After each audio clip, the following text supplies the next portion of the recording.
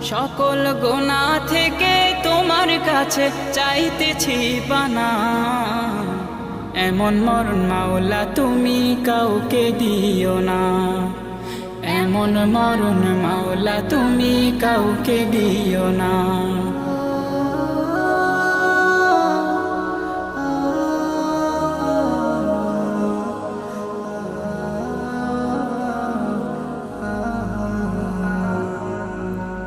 যে মরণ হওয়ার আগে ছাড়তে হবে ঘর, মরণের শুনলে কথা আপনরা হয় পর।